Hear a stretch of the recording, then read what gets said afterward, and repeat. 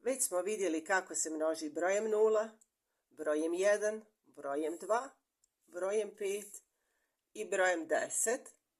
Za učenje tablice množenja sa preostalim brojevima važno nam je da posmatramo njihov odnos, odnosno položaj u odnosu na ove važne brojeve. Ako želimo da nastavimo dalje učiti množenje brojem 3, primijetit ćemo da se on nalazi između dvojke i petice. Bliži je dvojki, pa ćemo na taj način doći do tablice množenja pomoću prstiju.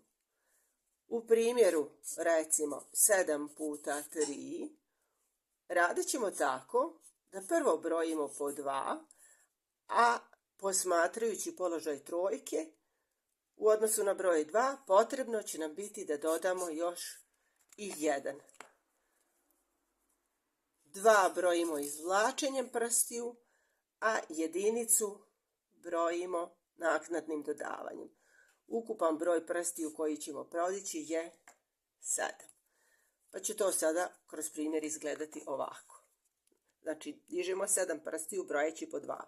2, 4, 6, 8, 10, 12, 14 i tapkamo dalje. 15, 16, 17, 18, 19, 20, 21. Dobili smo proizvod 21. Također možemo izračunati 9 puta 3. Ponovno, znači do broja 3 dolazimo brojeći po 2, pa dodajući još 1.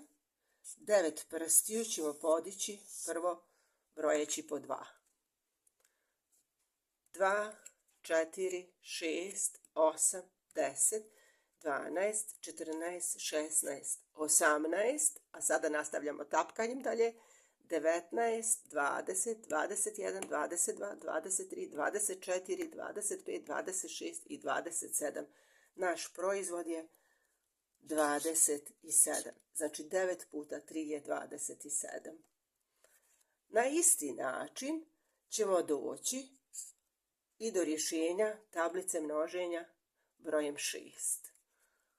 U situaciji da imamo recimo 8 puta 6, primijetit ćemo da nam se šestice nalazi blizu petice, pa ćemo prvo brojiti po 5, a zatim dodajemo tapkanjem još 1. Pa će to znači biti ovako, podižemo 8 prstiju, prvo brojeći po 5. 5, 10, 15, 20, 25, 30, 35, 40, 41, 42, 43, 44, 45, 46, 47, 48. 8 puta 6 je 48. Može se desiti situacija obrnuta, da je došlo do zamjene mjesta činilaca, pa nam je šestica na prvom mjestu, recimo u situaciji 6 puta 7. Ovdje ću šesticu da primijetim i znači do nje ću doći tako što ću broju 5 dodati 1. Šta radim? Podižem 7 prstiju, prvo brojeći po 5. Pa će to biti ovako. Znači 5, 10, 15, 20, 25, 30, 35, a onda tapkajući dodajem po 1, 36, 37, 38, 39, 40, 41, 42.